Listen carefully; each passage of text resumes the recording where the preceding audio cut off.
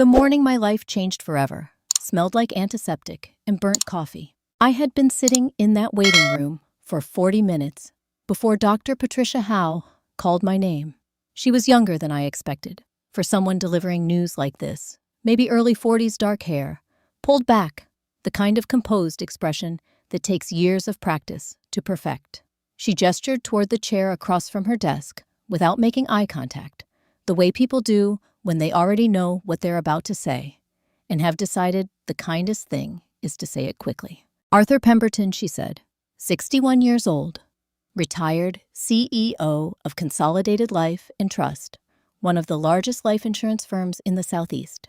32 years building a career around understanding exactly how and when people lose everything. She pulled up the imaging on her screen, turned it toward me, and pointed at a shadow near the center that shouldn't have been there. Stage 4, liver cancer, she said.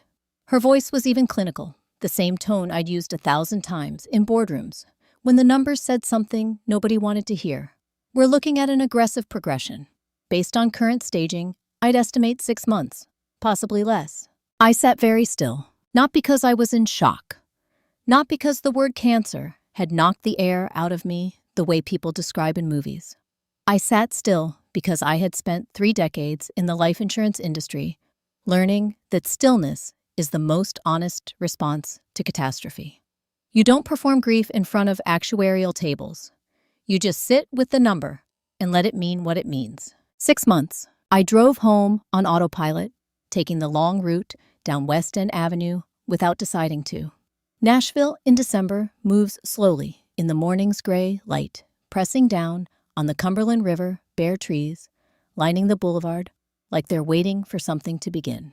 I made it 12 miles before I pulled over. There was a photograph tucked into the corner of my dashboard. Eleanor and I at the Bluebird Cafe maybe 8 years ago. She was laughing at something I'd said, her silver hair catching the stage light, one hand pressed flat against her collarbone, the way she always did when something genuinely delighted her. She had been gone for 5 months, a sudden decline that moved faster than any of us were ready for. And every morning I still reached across the passenger seat out of habit before remembering. I looked at her face for a long time. Then I picked up my phone and made 3 calls. Preston was first. My eldest, 38 years old, based out of Dallas, where he'd built a career in commercial real estate. The phone rang twice. "Dad," he said. "What's wrong?" I told him. "Stage 4, 6 months." The words came out steadier than I expected. "Dad," he said, and his voice dropped into something warm and urgent. "I'm coming home. I love you." I called Serena next. 33, Nashville-born, but living out of a suitcase, since she'd taken a marketing director position with a tech firm up in Chicago. She answered on the first ring. I told her the same thing I'd told Preston. The same words, almost verbatim. "Dad," she said. Her voice dropped into something warm and urgent. "I'm coming home. I love you." Miles answered on the third call.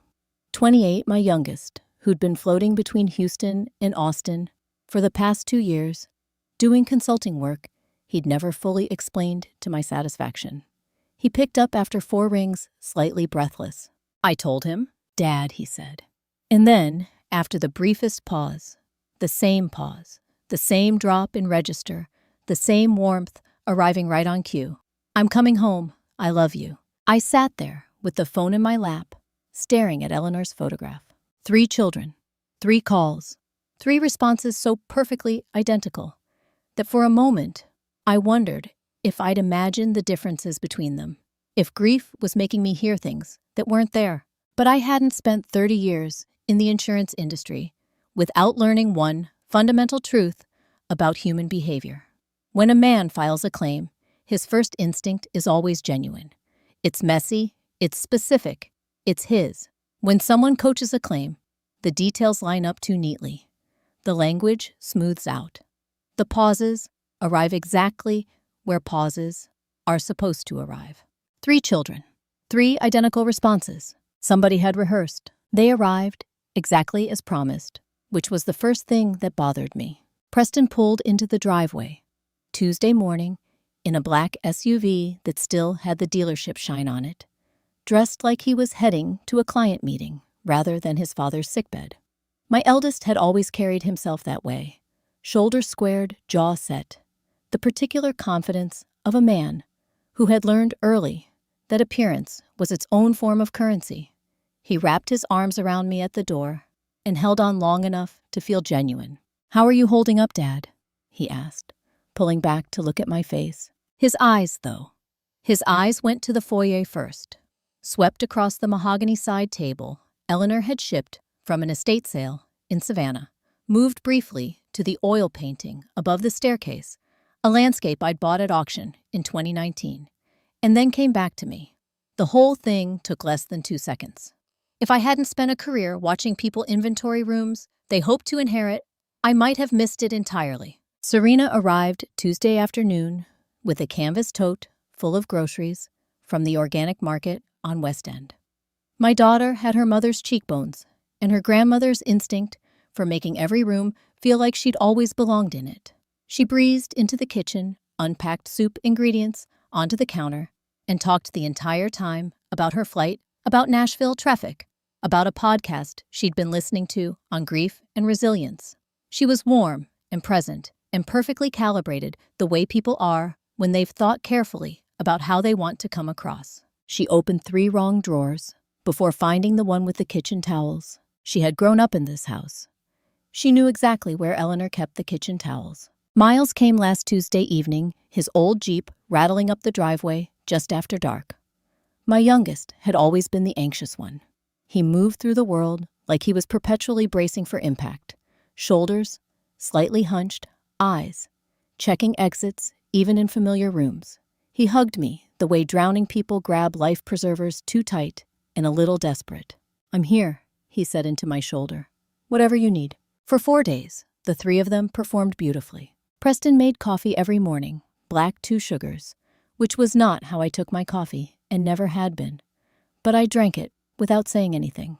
Serena cooked elaborate meals and left the leftovers labeled in the refrigerator. Miles sat beside me during the evening news, occasionally reaching over to squeeze my arm at the commercials, like he'd read somewhere that physical touch was important for the seriously ill. It should have felt like family. It felt like an audition.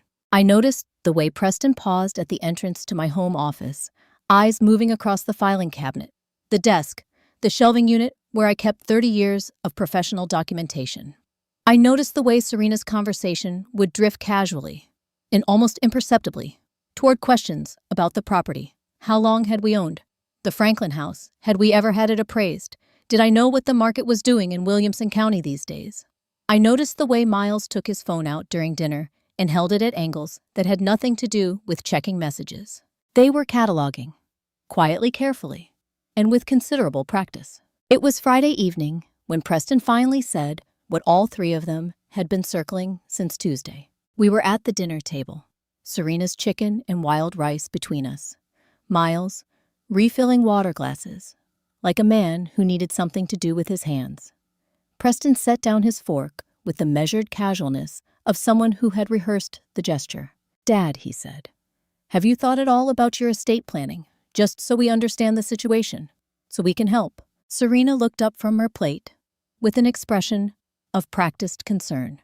"You shouldn't have to worry about paperwork right now. That's what we're here for." Miles nodded without meeting my eyes. I let the question sit for a moment, picked up my water glass, set it back down. "I haven't drawn up a will yet," I said. "Haven't gotten around to it." The silence that followed lasted no more than 3 seconds. But in those 3 seconds, something happened to their faces. The warmth didn't fade. It vanished. Instantly, completely, the way a light goes out when you cut the power rather than dim it slowly. Preston's easy smile flattened. Serena's hands went still in her lap. Miles, who had been nodding, stopped mid-motion, like a film frame frozen on screen. 3 faces, 1 switch, 0 hesitation. I had underwritten thousands of life insurance policies over the course of my career. I had sat across from grieving spouses and devastated parents and children who loved their families deeply and genuinely. I knew what real concern looked like when it was disrupted by unexpected news. What I was looking at was not that. I came downstairs at 7 Saturday morning to find the luggage already waiting by the front door. Not packed in a hurry, not thrown together in the heat of an argument, packed with the quiet efficiency of people who had decided sometime during the night, or perhaps long before they ever arrived, that this visit had reached its natural conclusion. Preston's leather duffel sat flush against the baseboard buckles fastened. Serena's rolling suitcase stood upright, handle extended, ready to go. Miles had his backpack on, already sitting at the kitchen table with a cup of coffee he wasn't drinking. I looked at the bags. I looked at my youngest son's hands wrapped around that mug. Neither of us said anything for a moment. I put on a pot of coffee because I needed something to do with my hands. Preston came down the stairs at 7:15, moving with the purposeful stride of a man who had a flight to catch and a clear conscience about catching it. He stopped at the kitchen doorway, glanced at me, then at the coffee maker, then back at me. "We need to head out," he said. "I understand," I said. "Safe travels." Something shifted in his expression then. A tightening around the jaw, a calculation behind the eyes that I recognized from 3 decades of watching people decide how much of what they were really thinking to let into the room. He straightened his collar, took 1 step toward the door, then stopped. "You know what, Dad?" he said. His voice had dropped into something harder, something he'd been holding back since Friday night. "You're sitting on $28 million, and you can't put your name on a piece of paper. You've got 6 months, maybe less. And you're going to spend that time being what exactly? Stubborn, proud?" He shook his head. "That's not protecting anything. That's just selfish." The word landed the way he meant it to. Clean and direct, like something thrown rather than said. Serena appeared at the kitchen doorway behind him, her coat already buttoned. She didn't refute a single word. She didn't look at me the way a daughter looks at her father when someone has said something unfair. She looked at the middle distance just past my left shoulder, the practiced neutrality of someone who has decided that silence is a form of agreement she can live with. Miles was still at the table. I looked at my youngest son, this boy I had carried on my shoulders at county fairs. This young man I had helped move into 4 different apartments over 6 years, and he looked at the surface of his coffee like it contained something worth studying. His jaw worked slightly. His fingers tightened around the mug. He was doing the math that people do when they know they should speak and have already decided they won't. He set the mug down, stood up, reached for his backpack. "I'll call you," he said to the refrigerator. I stood at the kitchen window and watched them go. Preston's SUV reversed out, first smooth and deliberate. Serena followed, without pausing, at the end of the driveway, the way you pause when leaving somewhere that matters. Miles went last, his old Jeep rattling down the street, until it turned the corner and the sound faded into the ordinary Saturday morning quiet of Franklin, Tennessee. The coffee maker finished its cycle. The house settled into the kind of silence that has weight to it. I turned around and looked at the kitchen, at Eleanor's copper pots hanging above the island she'd had custom built in 2014, at the ceramic rooster on the windowsill she'd found at a flea market in Leiper's Fork and laughed about for years, at the chair where she used to sit with her reading glasses in the morning paper before the world started feeling like too much. My legs stopped working somewhere between the counter and the table. I sat down on the floor, not in a chair, on the floor, back against the cabinet, knees, pulled up the cold tile, pressing through my slacks. The kind of sitting that has nothing to do with choice and everything to do with the body, deciding it has carried enough for one morning. I didn't make a sound. The tears just came the way weather comes, not because you summoned them, but because the conditions were finally right. Not because my children had walked out. Not because of the word selfish, still sitting in the air like smoke, but because Eleanor had been gone for 5 months, and this was the first morning I understood down to the bone what it meant that she was never coming back. I sat on the kitchen floor until the coffee went cold. I didn't have a plan. I didn't have anger. I only had the silence Eleanor left behind, and the feeling that somewhere in that silence, she was still trying to tell me something. The feeling that Eleanor was trying to tell me something followed me off the kitchen floor and into the rest of that Saturday, quiet and persistent, like a sound, just below the threshold of hearing. By Sunday evening, I had stopped waiting to understand it and picked up the phone instead. Marcus Webb answered on the second ring, which told me he hadn't been asleep. In 35 years of friendship, from the year we met as neighbors in Germantown, when we were both young enough to think we understood how the world worked through marriages and losses, and the particular gravity of growing old, in the same city, Marcus had developed the habit of keeping his phone close after 10 at night. He was the kind of man who understood that the calls that mattered most rarely came at convenient hours. "I need to see you," I said. "Tomorrow morning. Early." His voice was steady. "Tell me what happened." So I did. I told him about the diagnosis, about the stage 4, determination, about the imaging Dr. Howe had shown me with such clinical efficiency last Monday. I told him about the week that followed, about my children arriving and the way their eyes had moved through my house, like appraisers at an estate sale, about Preston's question at the dinner table Friday night and the 3 faces that changed when I answered it, about the luggage already packed by the door Saturday morning. Marcus listened without interrupting.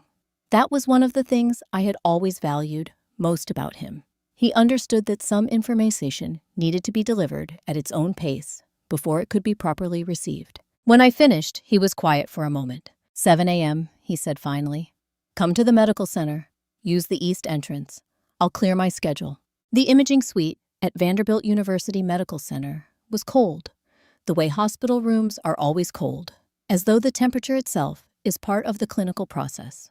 Marcus Webb, who had spent 4 decades building one of the most respected internal medicine practices in Tennessee, stood at the light board with his arms crossed and the particular stillness of a man who has learned to deliver difficult information without letting his face write the ending before the conversation is finished. He had ordered a full workup, blood panels, imaging the kind of comprehensive evaluation that takes most of a morning to complete. I sat through all of it without asking questions, which was unusual for me. But there was something in the way Marcus had said 7 a.m., the precision of it, the absence of reassurance, that told me questions would be premature. At 11:43, he turned from the light board and looked at me directly. "Arthur," he said, "your liver function is abnormal. Yes, there is a mass, and it requires serious attention and immediate treatment. But what you were told last Monday was not an accurate picture of what we're looking at." I didn't move. "The mass is smaller than the initial imaging suggested. The staging is different. We are not looking at a terminal diagnosis. With the right treatment protocol, we are looking at a genuinely manageable condition." The room smelled like antiseptic and recycled air. Somewhere down the hall, a cart rattled past. The original imaging, Marcus continued choosing his words, with the care of a man walking across uncertain ground. The original imaging was read in a way that I can only describe as inconsistent with what I'm seeing here. The conclusions drawn were beyond what the evidence supports, significantly beyond. I sat with that for a moment. "Someone wanted you to believe you were out of time," Marcus said quietly. "I don't know who, but I've been in this field long enough to recognize when a result has been shaped rather than read." He paused. "Have you ever heard the name Victor Hale?" I had not. "Find out who he is," Marcus said, "before you do anything else." I looked at the new imaging on the light board for a long time, at the mass that was serious, but not a sentence, at the numbers that told a different story than the one I had been handed 7 days ago in a different office by a younger doctor with a very flat voice. Then I folded the report in half, then in half again. I tucked it into the inside pocket of my jacket, against my chest, where it sat warm and heavy and full of possibilities that hadn't existed an hour ago. My children believed I had 6 months to live. They had packed their bags and driven away on that information, had asked about my estate on the strength of it, had looked at my house with new eyes because of it. Let them keep thinking that I said quietly to no one in particular. For now, 2 days is a long time when you have nothing to do but think. Monday, I had driven home from Vanderbilt with a folded report against my chest and a name I didn't recognize rattling around in my head. Tuesday. I had moved through the house like a man going through the motions of a life made. Coffee, ate something, sat in the chair by the back window, and watched Eleanor's garden go gray in the December afternoon. I had been waiting, though I couldn't have said what for. Wednesday evening, I finally understood what I'd been waiting for. Clarity, the kind that only comes when you stop trying to feel your way through something and start thinking instead. I went to my home office at 7 and didn't leave until past midnight. The room was the one space in the Franklin house that had remained entirely mine through 32 years of marriage, not because Eleanor hadn't been welcome in it, but because she had understood instinctively that every person needs one room where their mind works differently. Floor-to-ceiling shelving on 3 walls, a desk that had followed me through 4 office relocations, a leather chair worn smooth in the exact shape of someone who had made too many difficult decisions in it. I sat down and began going back through everything, not with emotion, with method. In the insurance industry, the most dangerous claims are never the obvious ones. They're the ones that look reasonable on the surface, where every individual detail holds up under scrutiny. But the pattern underneath tells a completely different story. I had built a career on finding those patterns, on sitting with a file long enough that the shape of it became visible. I started with the timeline. Preston had called me on a Sunday afternoon 3 weeks before my diagnosis. I had almost forgotten about it in the weight of everything that followed. A casual call, he'd said, just checking in, hadn't heard from me in a while. How was I holding up since Eleanor? We had talked for 11 minutes. He had asked toward the end whether I had given any thought to updating my estate documents now that my circumstances had changed. I had told him I wasn't ready to think about that yet. I had received my diagnosis the following Monday morning. I sat with that sequence for a long time. Preston had asked about my estate before he knew I was ill, which meant one of 2 things. Either it was a coincidence, a son thinking practically about an aging widowed father asking a reasonable question at an unremarkable moment, or someone had known something about my health before I did, before I walked into Dr. Howe's office, before the imaging, before any of it. I pulled out the files I kept on the desktop. Years of correspondence, organized by sender, by date, by subject. It was the habit of a man who had spent 3 decades knowing that paper trails were the only trails that held up. Serena's folder was thinner than the others. She had always preferred phone calls to written communication, a preference I had attributed to personality, and now reconsidered in a different light. But there were emails, a thread from September Logistics about a visit she'd been planning, a note from October forwarding a recipe she thought I might like, and then near the bottom of the folder, a message from early November, 2 weeks before my diagnosis, that had no subject line and no personal text, just a forwarded document, a consulting agreement with a firm whose name I didn't recognize. Hargrove Strategic Advisors, LLC, Nashville, Tennessee. The document itself was brief. A scope of services, a retainer figure, a confidentiality clause, standard language, the kind of thing that would mean nothing to someone who hadn't spent a career reading what contracts are designed not to say. But the retainer was substantial for a marketing consultant, and the services described estate transition, facilitation, asset advisory, family wealth coordination had nothing to do with the technology sector work Serena had been doing for the past 4 years. I copied the name onto a notepad, sat back, turned it over in my mind. Then, I opened the bottom drawer of my desk and found the card I had been holding onto for 2 years without quite knowing why. Claire Donovan had been referred to me by a colleague at Consolidated Life back when I was still running the firm, a recommendation in the context of a particularly complex fraud investigation we'd been navigating. I had never needed her services, but I had kept the card, which told me something about my instincts that I hadn't been willing to examine at the time. She answered on the 3rd ring. Her voice was even unhurried, the voice of someone accustomed to receiving calls that arrived without preamble. I told her I had a name, a consulting firm. Possibly nothing. Possibly not. She didn't ask me to elaborate. She didn't offer reassurance or preliminary analysis. She just listened to the name, and then she was quiet for exactly 1 second. the kind of silence that isn't empty, but full of something being rapidly processed. "That consulting firm, Mr. Pemberton," she said. "Give me 48 hours. And don't tell anyone you called me." The line went quiet. I set the phone down on the desk and looked at the notepad in front of me. Hargrove Strategic Advisors. A name that had traveled from Serena's inbox to my desk in a chain of small, seemingly unconnected steps. The kind of chain that, in my experience, was never as unconnected as it appeared.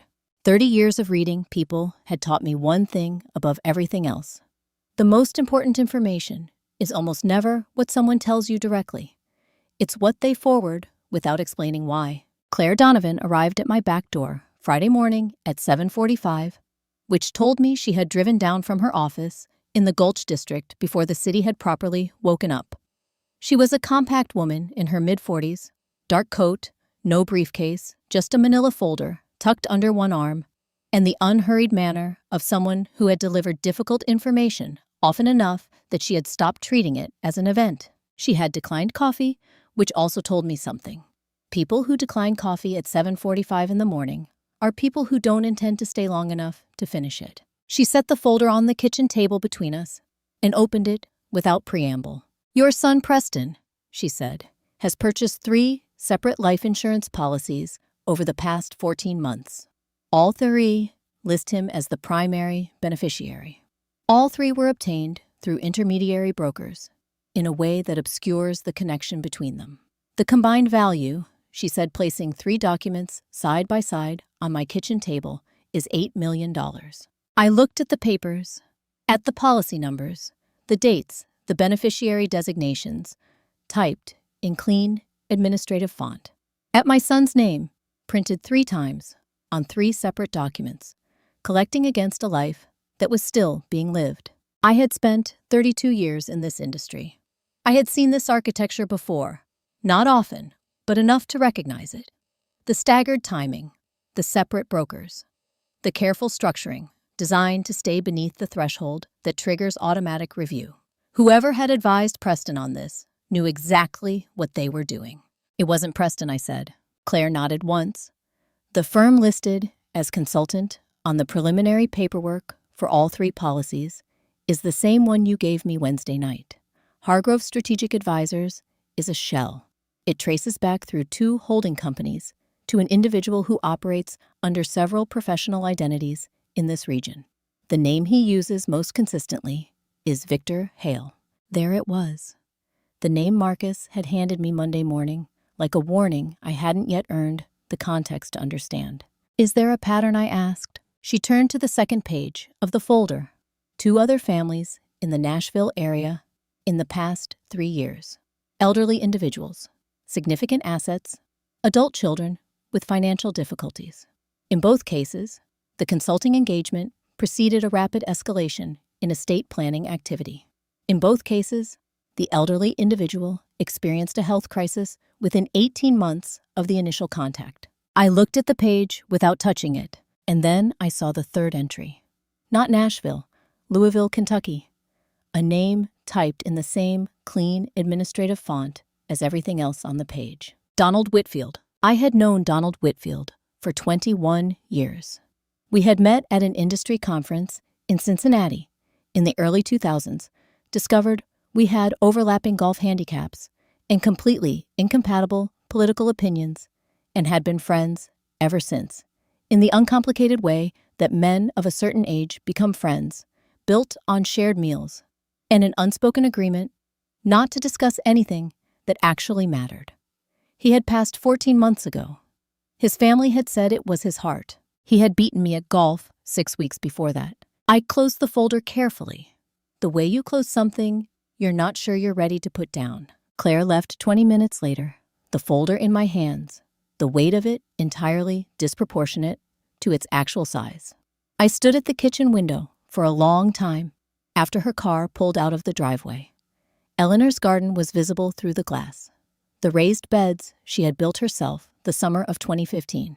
The climbing roses along the back fence that came back every spring, without being asked, the stone path she had laid one weekend in October when she decided at the age of 53 that she wanted to learn how to do something with her hands. I had not been in that garden since the morning of her memorial service. I went out after dark. The December air was sharp and still the kind of cold that has no wind in it, just weight.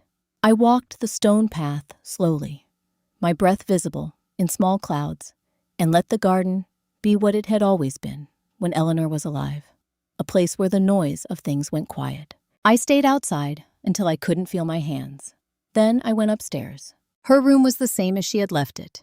I had not moved a single object in 5 months, not from superstition, but from the inability to make the decision that moving something would require. Her reading glasses on the nightstand, the library book she had borrowed in March and never returned, the ceramic dish on her dresser, where she kept the things she emptied from her pockets each evening, a guitar pick from a show we'd attended years ago, a folded receipt, 2 pennies, and a key I had never been able to identify. I sat on the edge of the bed, then without entirely deciding to, open the drawer of her nightstand. Not the top one, the narrow one below it, the one she had always kept locked, and that I had always, out of the particular respect that long marriages require, never asked about. The small key from the ceramic dish fit perfectly. Inside was a single envelope, ivory-colored, sealed. Her handwriting on the front, my name in the deliberate cursive she used when something mattered. My hands were not steady when I broke the seal. The letter inside was 3 pages blue ink, dated the 2nd week of October, 6 weeks before she passed. The first lines were clear, her voice so present in every word that the room felt briefly less empty than it had in months. I read through the first paragraph, the second, the third, and then the ink changed, became uncertain. Words pressed harder into the page, then lighter, then harder again, the way handwriting does, when the person holding the pen is not entirely in control of what they're feeling. By the final page, whole passages had been made illegible by moisture droplets that had fallen while the ink was still wet and spread the words into soft, unreadable blooms. I could make out fragments, dates, a sequence of events I didn't yet have the context to fully understand. And then, near the bottom of the last page, in letters slightly larger than the rest, as though she had pressed the pen down with particular intention, one name, still perfectly clear, Sophie. I called her at 6 a.m, which was an unreasonable hour to call a 17-year-old on a Saturday. Sophie answered before the second ring finished, which told me she had been awake already, or that she had been waiting. "Is everything okay, Grandpa?" she asked. Her voice had none of the fog of interrupted sleep. It was clear and careful, the voice of someone who had learned to hold themselves ready. "I need to see you," I said. "This morning, somewhere quiet." She didn't ask why.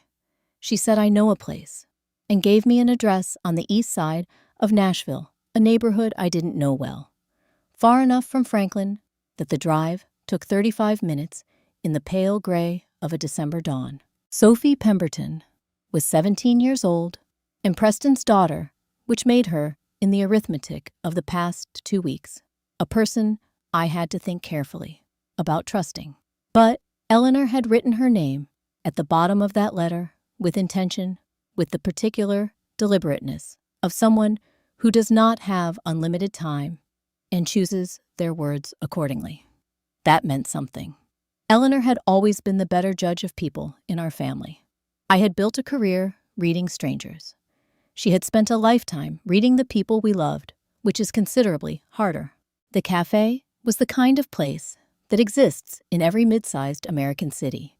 Exposed brick mismatched chairs, a chalkboard menu, the smell of dark roast, and something baking. A young woman behind the counter who didn't look up when the door opened. 3 other customers, none of them paying attention to anyone but themselves. Sophie was already there when I arrived, seated at a corner table with her back to the wall, an untouched cup of tea in front of her. She was slight, dark-haired, like her father, but with her grandmother's eyes, that particular shade of gray that Eleanor had called her best inherited feature, and her most useful one, because people consistently underestimated what was happening behind them. She stood when she saw me, didn't speak, just held the look for a moment, the way Eleanor used to, taking inventory before committing to a response. She sat back down and reached into the canvas bag beside her chair. "Grandma came to see me," she said in September. "She told me she needed to tell me some things, and she needed me to keep them private until she said otherwise, or until she couldn't say anything anymore." She placed a folded piece of paper on the table between us. An account number, a routing number, the name of a private banking institution in Brentwood I recognized as one of the more discreet establishments in the greater Nashville area. She moved $2.3 million out of the joint accounts over about a year. Small transfers, different amounts. Nothing that would flag automatically. She wanted you to have access to it. Outside of the estate, outside of anything they could touch. I looked at the paper, at the numbers Eleanor had assembled through months of careful, quiet work. The kind of sustained patience that requires absolute certainty about why you're doing something. She knew, I said. It wasn't a question. She suspected, Sophie said. She didn't have proof, but she said she could feel it the way you feel weather changing. She was worried about you, and she was worried about me, and she said the most useful thing she could do was make sure there was something left standing when everything else fell. Sophie reached into her bag again and set a phone on the table. Not her current phone, an older model. The screen slightly scratched a small piece of tape along the bottom edge. "She recorded something for you, Sophie," said quietly. "She asked me to play it when I thought the time was right." She looked at me steadily across the small table. "I think the time is right." She pressed play. The recording was 43 seconds long. I know because I counted them afterward, sitting very still with my hands flat on the table and the ambient noise of the cafe continuing around me, as though nothing unusual was happening. Eleanor's voice came through the small speaker, clear and close, the way voices sound when someone records on a quiet afternoon in a room they know well. They know. "Arthur," she said, "if you're hearing this, then Sophie found the right moment, which means she has better judgment than either of us gave her credit for. I need you to know that I see what's happening. I've been seeing it for a while. I don't have names, and I don't have proof, and I know you well enough to know that you won't act on a feeling alone. So I did what I could do. The money is safe. Sophie knows where. And Arthur, whatever they've told you about your health, please, please, get a second opinion before you believe it." There was a pause, the soft sound of her breathing. "I love you," she said. "I'm sorry I couldn't say this to your face. Take care of our girl." The recording ended. The cafe went on around me. Someone ordered a latte at the counter. A chair scraped against the floor. Outside on the street, a delivery truck rumbled past, indifferent to everything. I did not trust myself to speak for a moment. I looked at my hands on the table instead. At the account information Sophie had placed between us. At the scratched screen of Eleanor's old phone, now dark again. When I finally looked up, Sophie was watching me with her grandmother's eyes. Patient, steady. Not filling the silence with words it didn't need. We sat like that for a long moment.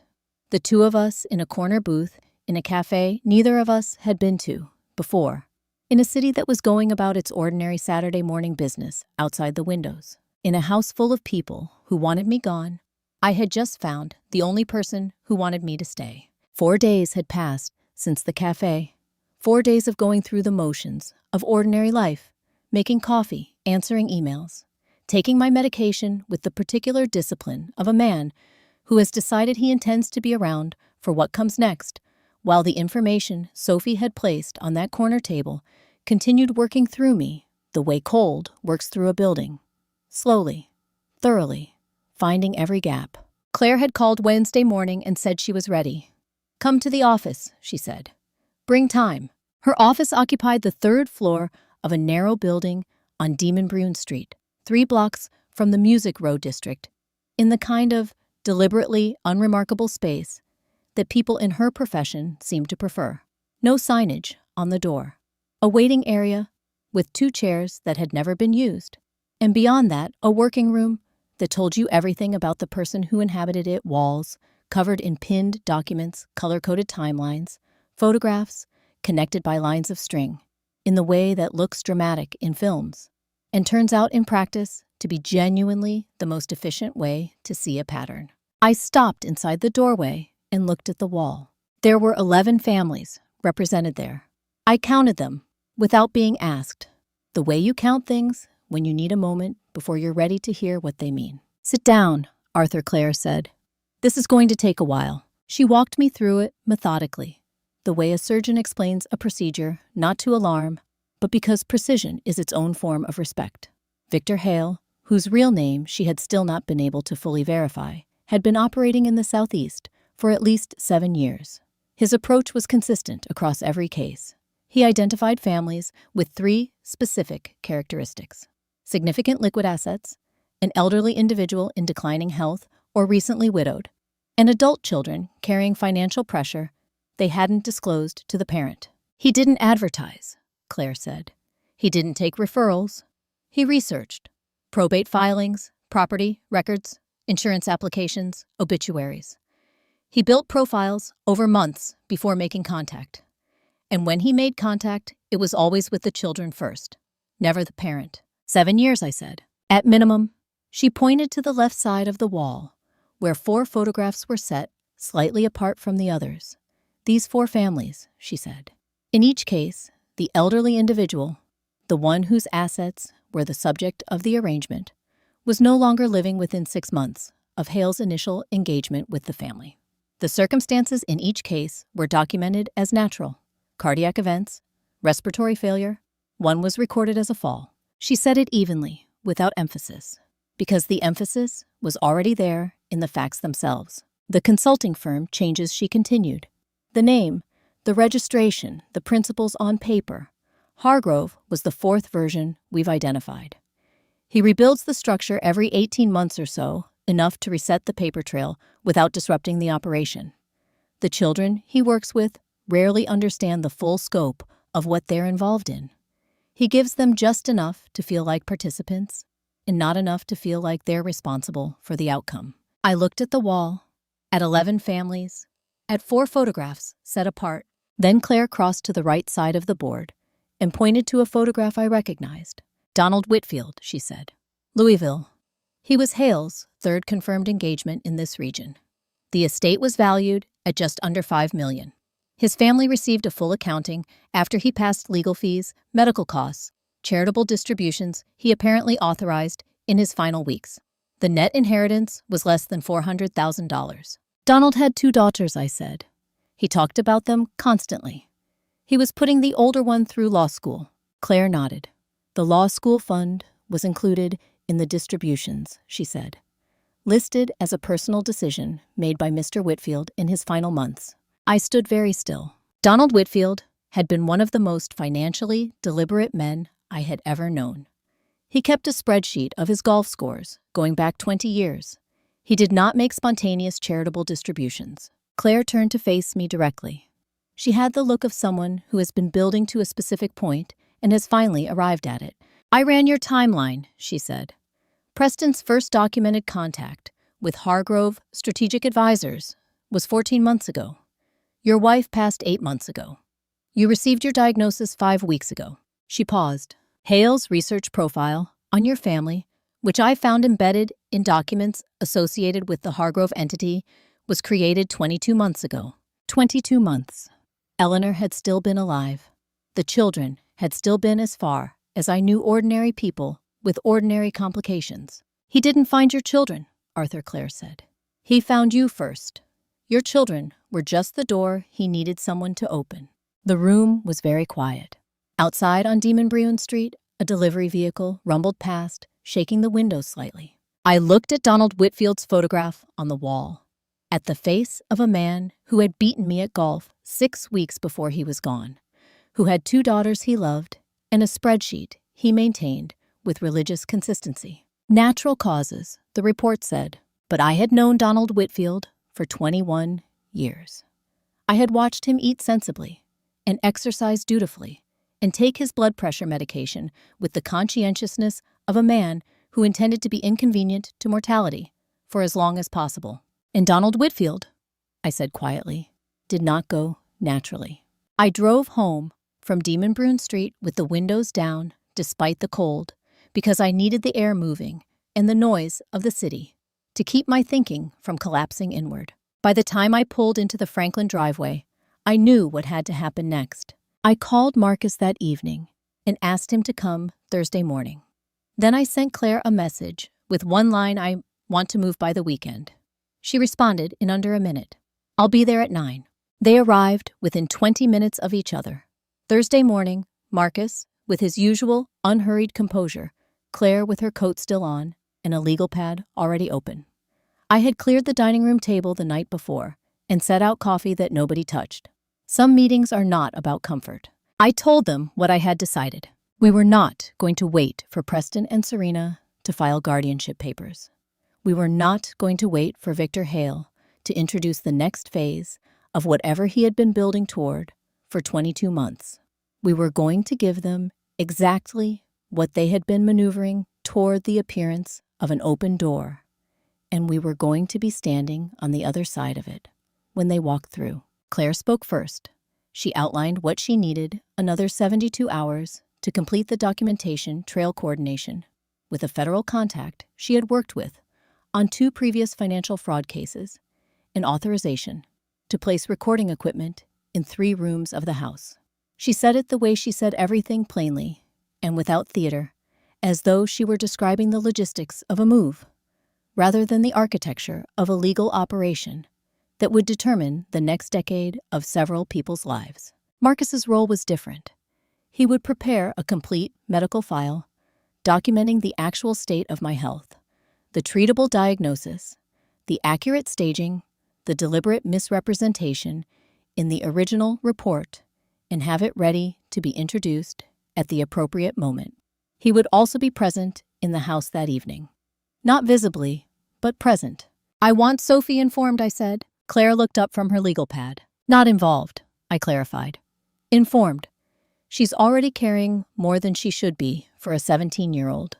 She deserves to know the shape of what's happening, even if she's not in the room when it happens." Claire considered this, then nodded once. I called Sophie that afternoon and explained what we were setting in motion. I told her what I needed from her. Nothing dramatic. Nothing that required her to act or perform or place herself in any position of risk. Just to continue being present in her father's house over the coming days. To pay attention. To contact Claire directly if she heard or observed anything that seemed to shift the timeline. Sophie listened without interrupting. When I finished, she said, "I've been paying attention for 6 months, Grandpa. I know what to look for." I believed her. Friday morning, I sat alone in my home office for an hour before picking up the phone.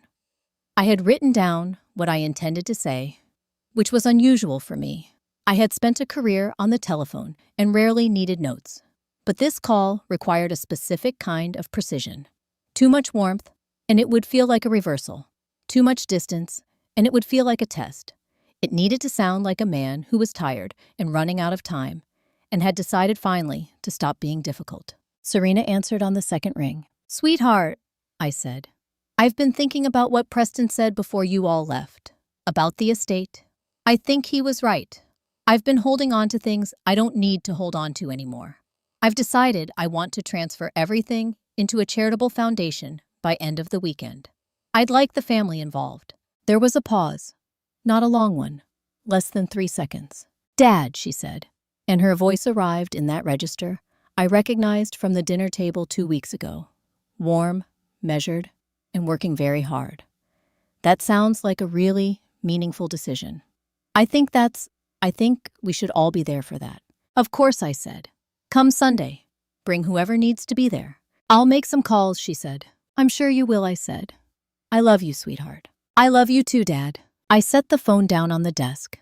Through the window, Eleanor's garden was gray and still in the December afternoon.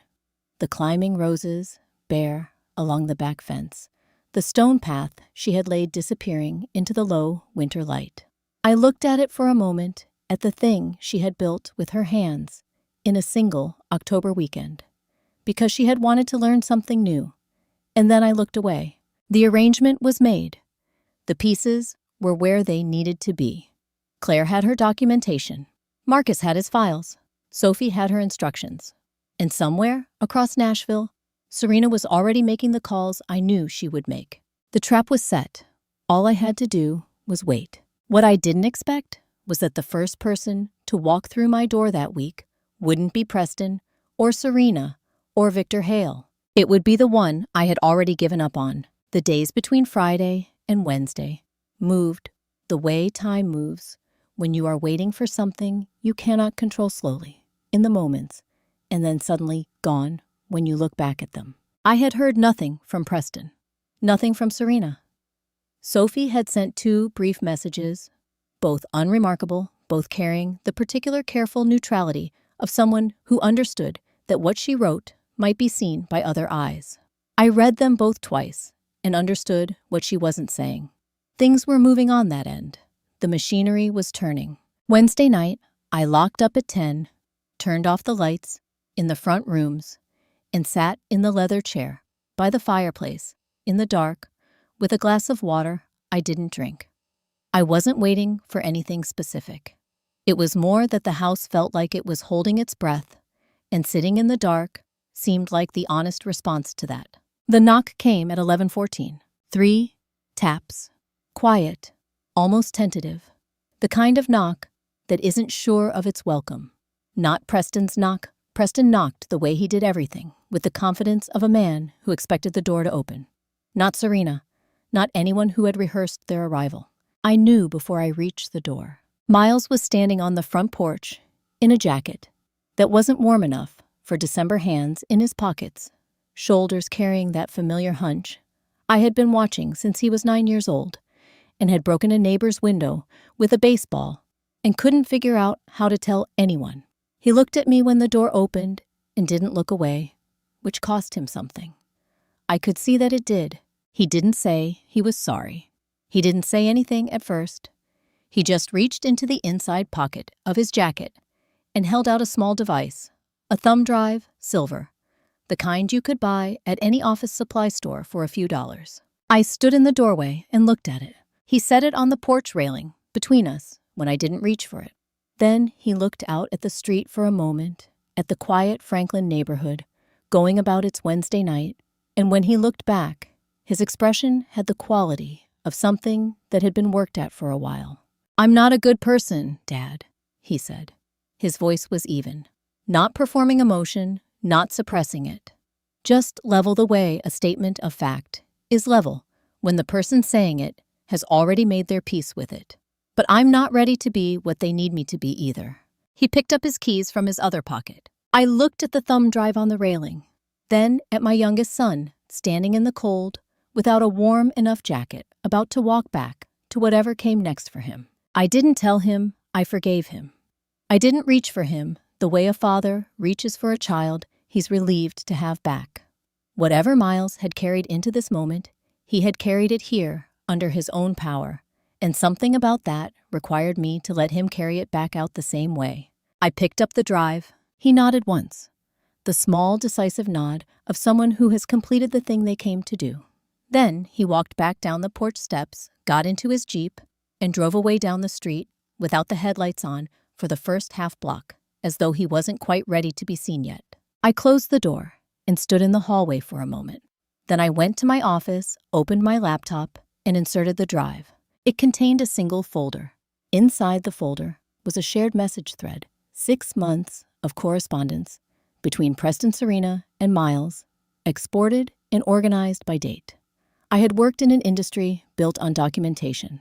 I understood immediately what I was looking at and what it had cost to assemble it. I read from the beginning. The early messages were careful and direct, the kind of language people use when they're feeling towards something they haven't yet committed to saying plainly.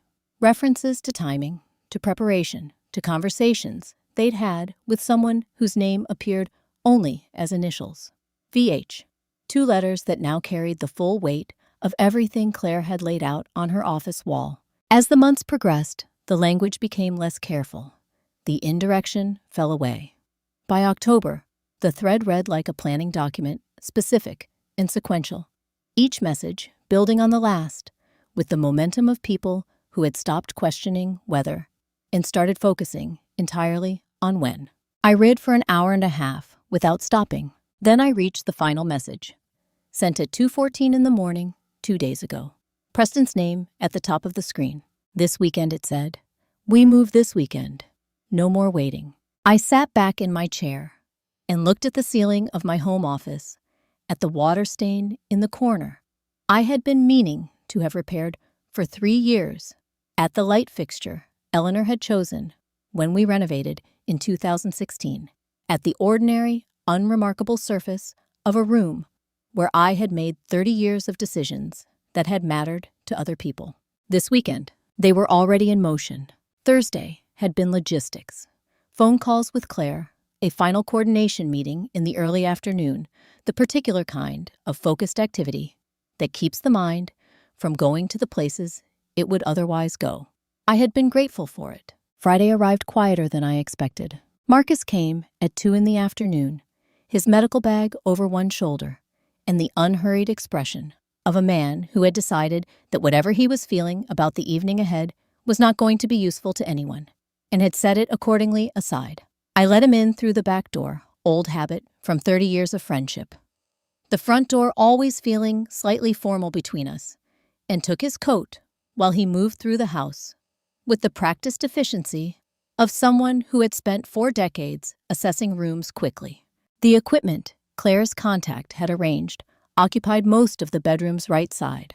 A monitor with a display that showed genuinely functioning vital signs, mine, which were, as Marcus had confirmed at Vanderbilt, the vital signs of a man with a treatable condition and no intention of going anywhere soon.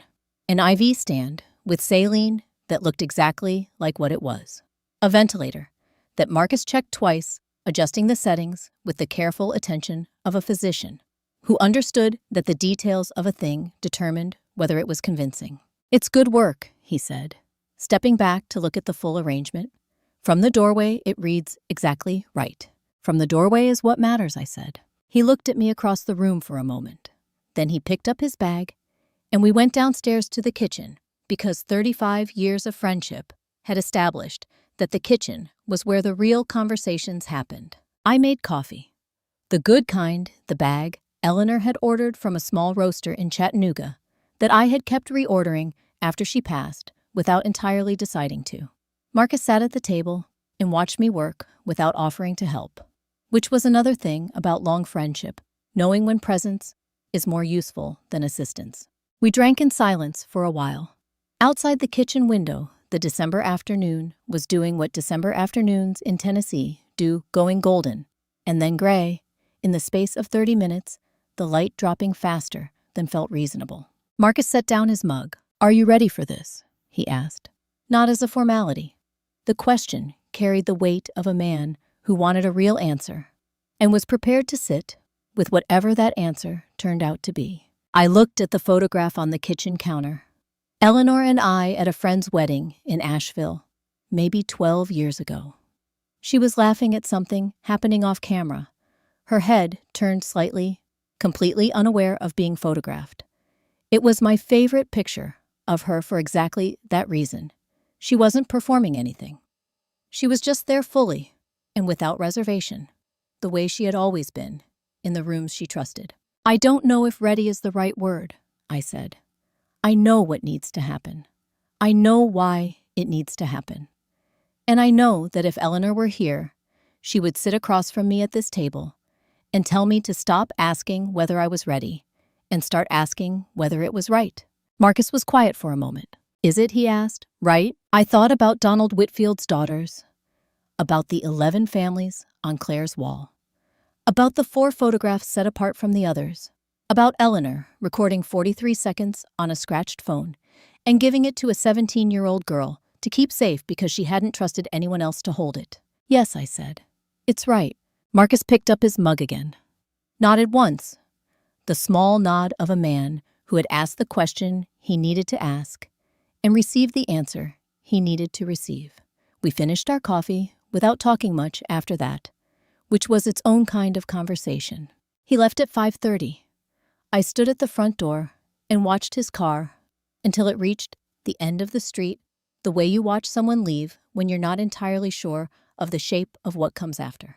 Then I went to my office and sat down at the desk. The letter took 40 minutes to write, which surprised me. I had always been faster with words than that. But this particular letter required more honesty than most things I had written in 61 years, and honesty I had found moves at its own pace, regardless of urgency. I wrote to Sophie. I told her what she already knew in broad terms, the shape of the evening, the outcome I was working toward.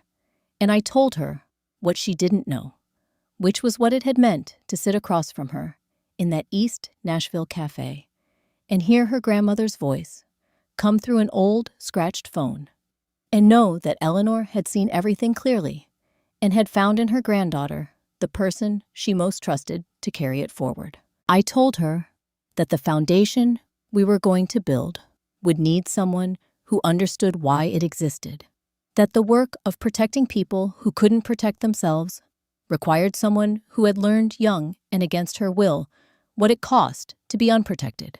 I told her I was proud of her, that Eleanor would have been proud of her, that some things don't require proof to be true. I folded the letter, sealed it, and locked it in the small safe behind the bookshelf, the one whose combination only Sophie now knew. Upstairs, I turned off the bedroom light and sat in the chair by the window in the dark.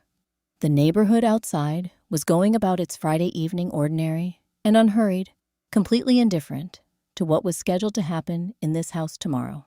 Tomorrow, I thought. Whatever happened tomorrow, Eleanor would understand why. Saturday had arrived the way I knew it would, without ceremony, without warning.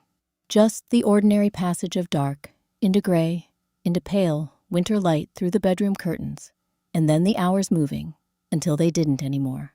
By 7 in the evening, I was in position. The room looked exactly as Marcus had left it Friday afternoon. Monitor to the right of the bed, its display showing the steady, unhurried rhythm of a man whose body was doing what bodies do when they have no reason to hurry. IV stand to the left. The ventilator against the wall, its soft, mechanical sound filling the room with the particular quality of quiet that exists in spaces where someone is supposed to be seriously unwell. I was wearing the clothes Marcus had suggested, loose, unremarkable, the kind of clothing that belongs on someone who has stopped caring about appearance because they have been given more immediate things to think about. I heard the cars at 8:05, 3 of them arriving within 2 minutes of each other, the sound of doors closing, carrying up through the bedroom window with the clarity that cold air gives to sound. Then, voices in the foyer below, muffled by the floor between us but present. Then, footsteps on the stairs, more than one set, moving with the particular purpose of people who have somewhere specific to be. The bedroom door opened. Victor Hale came in first. He was somewhere in his mid-50s, well-dressed in the specific way that is designed to communicate trustworthiness rather than wealth. A dark suit, no tie, the kind of shoes that are expensive without announcing it. He moved through the doorway with the ease of a man who had been in rooms like this before and had never once been asked to leave. His expression as he crossed toward the bed was composed into something that resembled professional sympathy, the practiced look of a man who understood that the appearance of compassion was a tool with many applications. "Mr. Pemberton," he said. His voice was warm, measured, calibrated. "I'm glad you're feeling up to this evening." I said nothing, just watched him from the bed with the mild, unfocused gaze of a man conserving what little energy he has left. He stepped aside and gestured toward the doorway, where a second man had appeared unremarkable, in every respect, the kind of face that slides out of memory within minutes of being seen. He was carrying a leather portfolio and introduced himself as the notary who would be witnessing the documents. Hale explained the paperwork with the smooth efficiency of someone who had delivered this particular explanation, before which he had 11 times at minimum across 7 years and 3 states. The documents, he said, authorized a full transfer of estate assets into a charitable foundation structure, clean, legal, irrevocable, exactly what Mr. Pemberton had requested. Preston moved closer to the bed. He was dressed as though he had come from a dinner, rather than a deception jacket-collared shirt, the particular grooming of a man who understood that appearances were load-bearing. He leaned forward slightly, his voice dropping into something that was meant to sound gentle. "Dad," he said, "all you need to do is press your thumb here." Hale's associate held out the biometric reader, a small device. Dark casing, a green indicator light glowing softly in the dim room. "It's simple. It's just one moment." I let my eyes move to the device, let them move back to Preston's face. Then I shifted slightly in the bed, the small, deliberate movement of a man, making an effortful adjustment, and looked past him. Serena was standing at the foot of the bed, arms crossed loosely, her expression arranged into careful concern. She met my eyes and offered a small, warm smile. Miles was in the far corner of the room, near the window. His hands were at his sides and his eyes were on the floor, and he had not moved since entering, and he did not look at me. I looked at the biometric reader, then I pressed my thumb to the surface. The device emitted a single, soft tone. Confirmation. The green light held steady. Hale's associate made a note on the document in the leather portfolio, and the sound of his pen, moving across the paper, was very loud in the quiet room. Preston straightened up. Something in his posture changed, a fractional release of tension that he had been carrying for longer than this evening. His jaw unclenched. His shoulders dropped 1/4 of an inch. The calculation behind his eyes completed itself and arrived at its conclusion. He turned to his sister. Serena was already looking at him, and in the space between them, in that 2-second exchange of a glance that people share when they believe they are unwatched, she let out a breath and said one word, barely above a whisper, intended for no one but her brother. Finally, I closed my eyes, not because I could not bear to look, because I wanted them to have that moment exactly as they had imagined it, complete, uninterrupted, real. 1 second of believing they had won. 1 second of the thing they had been building toward for 22 months. I gave them that. Just 1 second. 1 second was all I gave them. Then I opened my eyes. I pushed the monitor aside and swung my legs over the edge of the bed in a single motion. Both feet found the floor and stayed there, solid, steady, the feet of a man who had been standing on his own for 61 years and intended to keep doing so. I straightened my back, rolled my shoulders once. The room went very still. Hale was the first to move. Whatever composure he had built over 22 months of careful operation, it lasted exactly as long as it took him to process what he was seeing, a dying man sitting upright with the posture of someone who had not been dying at all. And then it broke completely. He turned for the door in 3 quick strides, the leather portfolio sliding from his associate's hands and hitting the floor as both men moved at once. The door didn't open. Fletcher Clare's contact from the field office filled the frame with the particular stillness of someone who has been standing in exactly that spot for the past 40 minutes and has no intention of moving. 2 additional agents flanked the hallway beyond him. Hale stopped. His associate stopped. The room absorbed this new information in the space of a breath. Claire Donovan stepped through the adjoining bathroom doorway. She was holding credentials in a leather case, a gold badge, and the letters of a federal agency that made the air in the room change quality immediately. The way air changes when a window opens in a sealed space. She had been a private investigator for 12 years before returning to federal service. She had never, in either role, looked like someone who needed the room's permission to be in it. "Victor Hale," she said, her voice carrying the flat authority of someone reading from a prepared statement. "You are being detained on federal charges, including conspiracy to commit financial fraud, elder financial abuse, and related offenses across multiple jurisdictions." She looked at Preston, then at Serena. "Preston Pemberton, Serena Pemberton. You are both being detained on charges of conspiracy fraud and financial elder abuse." She nodded toward the small camera, mounted inside the smoke detector above the bed. "Everything said in this room for the past 32 minutes has been recorded and transmitted to the field office in real time." She gestured toward the monitor, still displaying my vital signs. "The medical equipment is genuine. The diagnosis it reflects is not the one Mr. Pemberton was given 5 weeks ago." Marcus stepped into the room from the hallway. He set a file on the dresser beside the door. "The complete medical documentation the accurate staging the record of the original report, in every way in which it had departed from clinical reality. Preston's face cycled through 3 expressions in rapid succession: confusion, then the particular cold focus of a man, recalculating, then something that had no name, but that I recognized as the moment a person understands they have reached the end of a road they built themselves. Then Claire pressed play on the small device she was holding.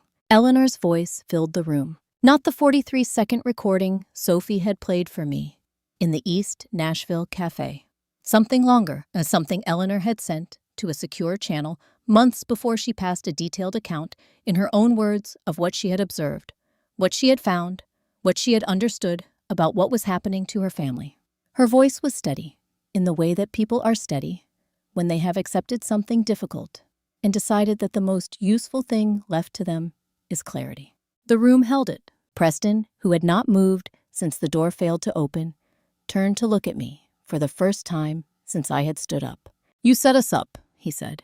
His voice was flat, drained of the performance that had carried it for weeks. "No," I said. I let the word land before the rest of it. "You set yourselves up.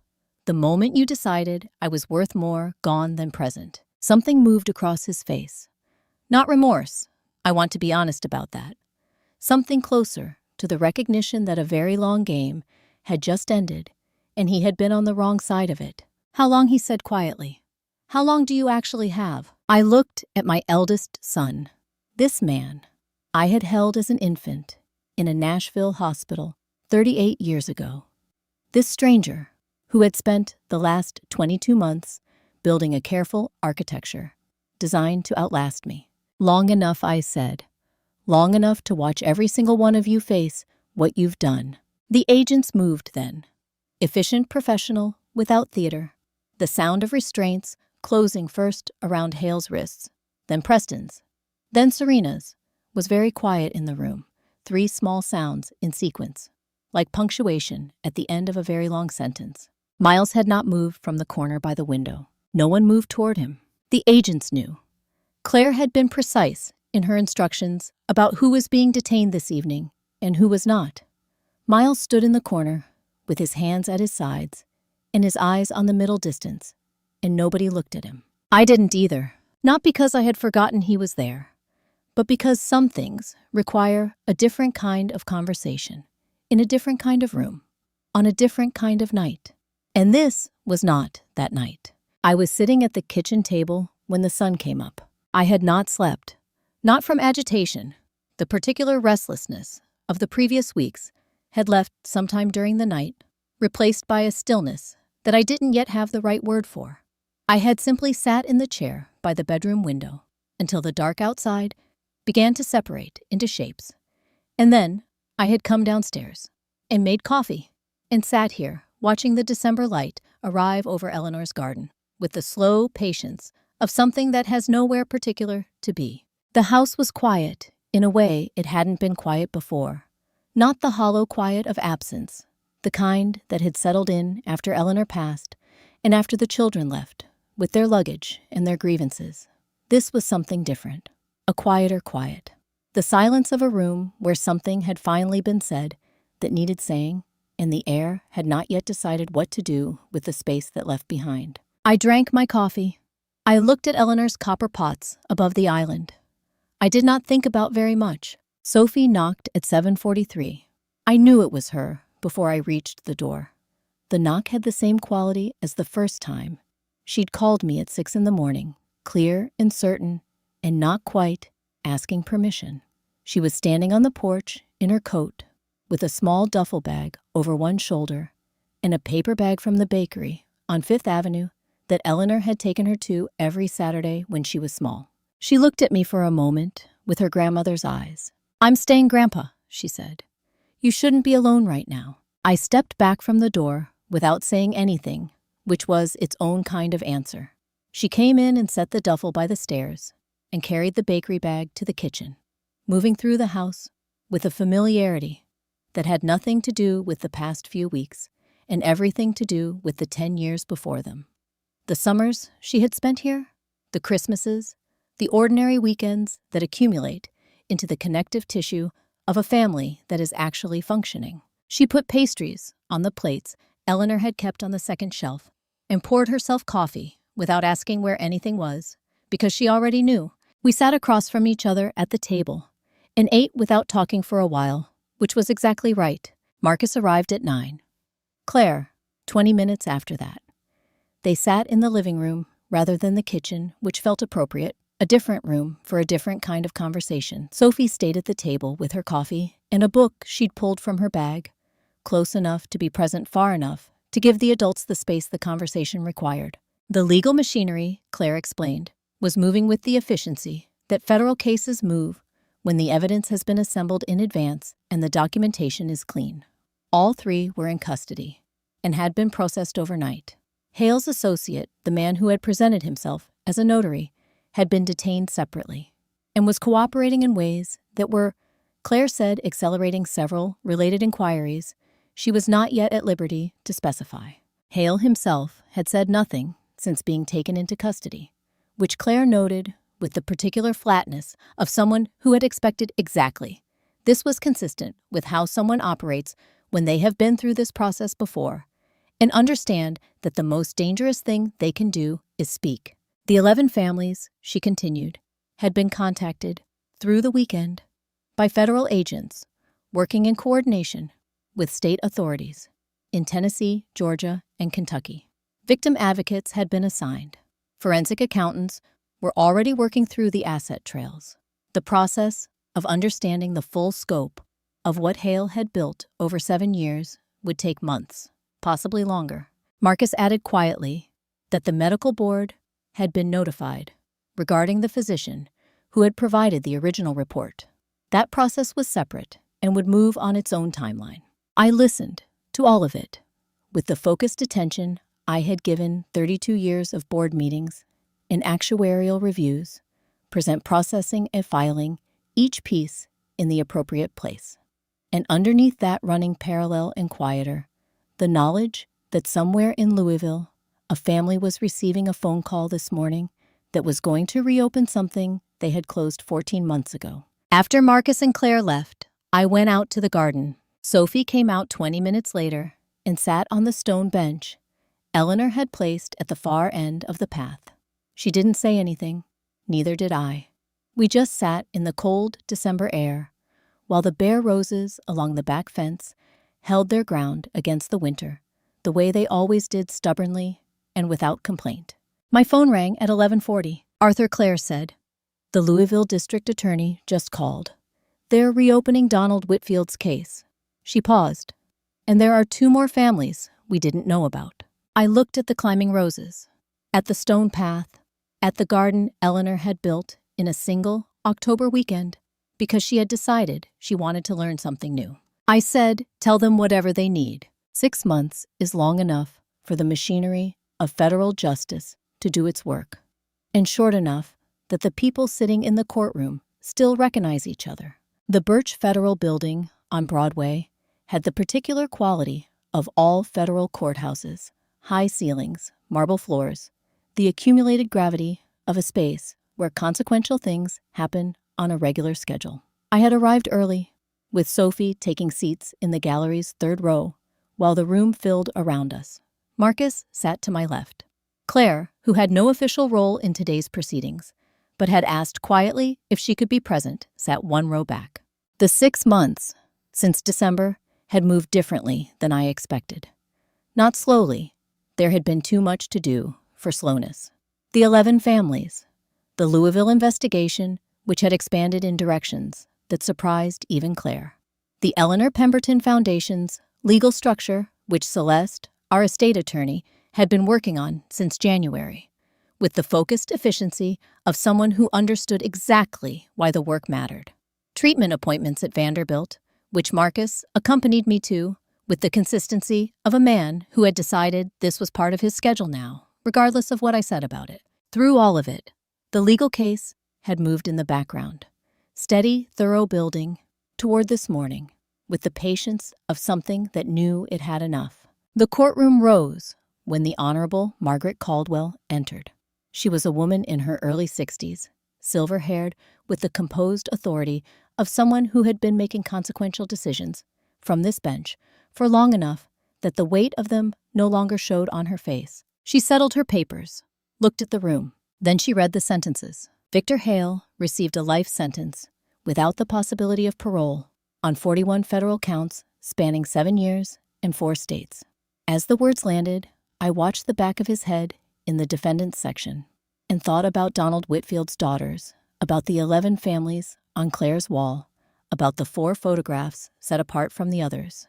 He sat very still. The composure he had carried into the room never left his face, which was the most honest thing about him. A man who had operated without remorse for 7 years was not going to discover it in a federal courtroom. Preston received 20 years in a federal correctional facility on 12 counts, including conspiracy, financial fraud, and elder financial abuse. He was 38 years old. He would be 58 when he became eligible for release. I looked at the back of my eldest son's head and tried to find something to feel that was clean and simple, and failed, because nothing about it was. Serena received 16 years on 9 counts. Her attorney had argued for leniency based on the influence Hale had exerted over her decisions. Judge Caldwell had considered this and found it insufficient. Miles received 3 years of supervised probation, mandatory financial restitution, and required participation in a rehabilitation program. He had cooperated fully with federal investigators. He had provided through Claire documentation that had materially advanced the case. He would not serve time in a correctional facility. He would, however, spend the next 3 years rebuilding something. What exactly, I couldn't yet say. That was between him and whatever came next. The room began its procedural movement after the sentences were read. Attorneys gathering papers, marshals positioning themselves, the careful choreography of a courtroom concluding its business. I watched without moving. Serena was being guided toward the side door when she stopped. She turned. She looked at me across the courtroom, across the gallery, in the bar, in the distance of 6 months and 33 years, and everything that had happened in the space between. Her expression was not what I had expected. Not anger, not calculation. Something quieter and more complicated. The expression of a person who has arrived at the end of something and is only now beginning to understand its full dimensions. She didn't speak. Neither did I. The marshal touched her elbow gently, and she turned back and walked through the side door and was gone. Sophie's hand found my arm as we stood. We walked out through the main corridor, without speaking, past the marble pillars and the security stations, and the people moving in and out of other courtrooms, where other consequential things were happening on their own regular schedules, through the heavy glass doors, and down the steps, and out into the June morning. Nashville in June is not the same city as Nashville in December. The trees along Broadway were fully green, the air warm, and carrying the particular energy of a city that has spent 5 months remembering how to be summer. People moved along the sidewalk below the courthouse steps with the unhurried ease of a Tuesday morning that had no idea it was the end of something. Sophie stopped beside me on the steps. She looked at me in the way she had developed over the past 6 months. Patient, attentive, the eyes she had inherited from her grandmother, taking in whatever was actually there, rather than what she expected to find. "What happens now, Grandpa?" she asked. I looked up. The sky above Nashville was the particular shade of blue that belongs to June mornings, before the heat arrives, clear and deep, and without a single qualification. I had looked at this same sky in December, from a car pulled over on a highway shoulder, from a kitchen floor, from a bedroom window in the dark. It had never looked like this. I stood there for a moment and let it mean what it meant. 3 weeks after the sentencing, I answered Sophie's question. Not with words, or not with words alone. I answered it the way Eleanor would have approved of, which was by showing up somewhere specific and doing something that couldn't be undone. The gathering was held in the main conference room on the 4th floor of Vanderbilt University Medical Center, the same building where Marcus had shown me clean imaging on a Monday morning 7 months ago and changed the direction of everything that followed. I had chosen the location deliberately. It seemed right that something built from the wreckage of that diagnosis should begin in the same place where the truth about it had finally been told. 80 people had been invited. Most of them came. Marcus sat in the front row, which was where he had been in every room that mattered over the past 7 months. Claire sat beside him, which would have surprised me 6 months ago, and didn't surprise me at all now. Celeste, our estate attorney, had the foundation's legal documents in a folder on her lap, and the expression of a woman who had put considerable work into making this morning possible, and was allowing herself a measured satisfaction about it. Sophie sat to my right. I stood at the podium and looked at the room for a moment before speaking. At the families represented there, some of whom I knew, some of whom I was meeting for the first time, all of whom had arrived this morning carrying something that the Eleanor Pemberton Foundation was being built to help carry differently. I want to tell you about a woman, I said, who kept a garden. I told them about Eleanor. Not the Eleanor of the past 8 months. Not the woman whose name appeared in federal case documents and victim impact statements and the careful language of legal proceedings. The Eleanor who had laid a stone path in a single October weekend because she decided at 53 that she wanted to learn something new with her hands. The Eleanor who kept a ceramic rooster on the kitchen windowsill and reordered coffee from a small Chattanooga roaster every month and pressed flowers between the pages of library books she always intended to return. The Eleanor who had understood with the particular clarity of someone paying very close attention what was happening to her family, and who had responded not with confrontation, but with the patient, quiet work of making sure that something would be left standing. She asked me, once I said what the point of building things was, if everything eventually fell. I told her the falling wasn't the point. The standing was the point. The fact that something stood at all. The Eleanor Pemberton Foundation, I continued, would endow 12 residential centers across Tennessee, Kentucky, and Georgia. Each center would provide support services, mental health resources, legal aid, and community connection for elderly women who had been isolated by circumstance or abandoned by the people who were supposed to remain. The total endowment was $28 million. The first center would break ground in Nashville before the end of the year. Sophie, I said, turning slightly, would you come up here? She stood without hesitation. That particular steadiness she had inherited from her grandmother, the willingness to be present in a room without needing the room to be easier than it was. I told the gathered families that she would be joining the foundation's board, that she had been the one who kept the light on when everything else was dark, and that Eleanor had known this about her granddaughter long before any of the rest of us had been paying sufficient attention. Sophie looked at me in the way she had learned to look at things that mattered fully without flinching.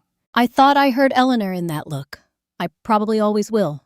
The applause that followed was the kind that builds gradually, the kind that means something rather than performing something. And near the back of the room, a woman I did not immediately recognize stood up before the rest of the room did. She was in her early 50s, dark-haired, with the composed expression of someone who has carried grief for long enough that it has become a part of her posture rather than a disruption of it. After the proceedings, she made her way to where I was standing near the window. "My name is Catherine Whitfield," she said. "Donald was my father." "I know," I said. "He talked about you constantly." She looked at me steadily. "He beat you at golf," she said. "He mentioned that too, frequently." Something broke open in my chest that I hadn't realized was still closed. She thanked me for what exactly she didn't specify, and I understood that the specifics were beside the point.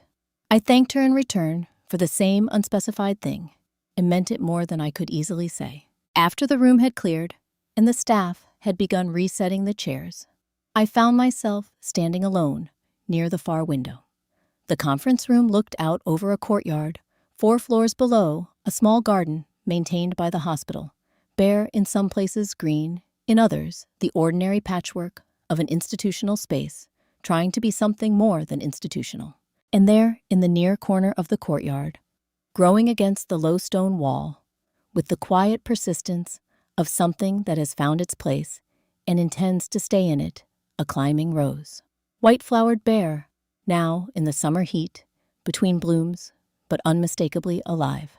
The same variety Eleanor had planted along the back fence in Franklin. I would have known it anywhere. I stood at the window for a long time. I didn't say anything. There wasn't anything to say. Some things don't require language. They just require you to stand still long enough to let them mean what they mean. A year moves differently than you expect when you are paying attention to it.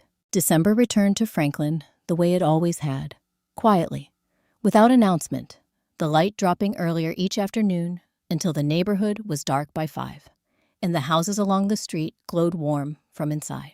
Eleanor's garden had gone dormant again, the climbing roses bare along the back fence, the stone path dusted with the first frost of the season. I had learned over the past 12 months that the garden looked after itself in ways she had planned for long before she was gone.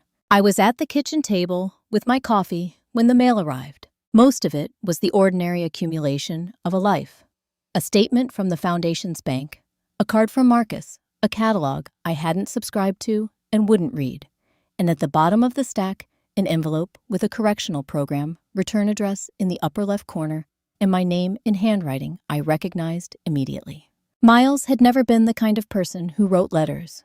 He had always preferred the path of least resistance, in communication, brief, digital, easy to retract. A handwritten letter from a correctional program in Central Tennessee meant he had sat down with paper and a pen and chosen deliberately to do something that couldn't be unsent. I held the envelope for a moment before opening it. The letter was 3 pages, written on lined paper, in the careful script of someone who had taken their time. Miles did not begin with an apology. He did not open with, "I'm sorry," or "I was wrong," or any of the formulations that letters like this are supposed to contain. Instead, he began with a memory. He wrote about the summer he was 7 years old, when I had taken him fishing at Percy Priest Lake, before the rest of the family was awake. He had dropped his rod in the water within the first 10 minutes, and I had waded in after it, without hesitation, in my good khakis, and he had laughed so hard he'd nearly fallen in himself. He wrote that he had thought about that morning more times than he could count over the past year. Not because it was remarkable, because it was ordinary in the way that only the best things are. He wrote about the year he turned 14 and failed his first semester of high school, and sat in my office expecting a lecture, and received instead 2 hours of me teaching him how to read a financial statement because I had decided that what he needed was not a lesson about failure, but something he could actually use going forward. He wrote that he hadn't understood at the time why I had done it that way. He said he thought he was beginning to understand now. He did not ask to be forgiven. He did not ask for anything. The letter ended with a single sentence. "I just wanted you to know that I remember who you were before all of this. And I'm sorry I forgot for as long as I did." I folded the pages carefully and set them on the table, beside the photograph of Eleanor that lived there now, the one from the Asheville wedding, her head turned laughing at something off camera, completely unaware of being seen. I sat with both of this for a while. The letter and the photograph, the living and the gone. My tablet lit up at 11, Sophie's name on the screen. She was calling from her dormitory at Vanderbilt, where she had started in September, studying nonprofit management with the particular focus of someone who already knows what she intends to do with the knowledge. She looked well, settled in a way that 17 had not quite allowed and 18 was beginning to. We talked about the foundation first, because it was what she wanted to talk about. And I had learned over the past year that letting Sophie lead a conversation was almost always the right decision. The Nashville Center had broken ground in October. The Lexington location had its permits. 3 more sites were in final review. The board meeting in January was going to require decisions about the endowment structure that she had opinions about and wanted to discuss. I told her my treatment numbers from the November scan were good. Better than good, Marcus had said, with the particular restraint of a physician who believes in accuracy over enthusiasm. She nodded in the way she nodded when she was genuinely relieved, but didn't want to make a moment of it. Then she was quiet for a second. Do you think you'll ever forgive them, Grandpa? She asked. The question arrived, the way her questions always arrived, directly, without apology, because she had learned from Eleanor that the most important questions don't benefit from being softened. I looked out through the kitchen window. The garden was bare and still in the December afternoon, the climbing roses holding their ground along the fence, the way they had through 2 winters. Now, the stone path disappearing into the low gray light. Eleanor had laid that path in a single weekend because she wanted to learn something new. It was still there. It would be there long after this December, and the one after that, and all the ones that came after those. Forgiveness, I said, isn't something anyone has the right to demand. Not children who betrayed you. Not anyone who broke what they were supposed to protect. Sophie waited. But sometimes, just sometimes, it's something we choose to give. Not because they deserve it. Not because time heals everything, because it doesn't.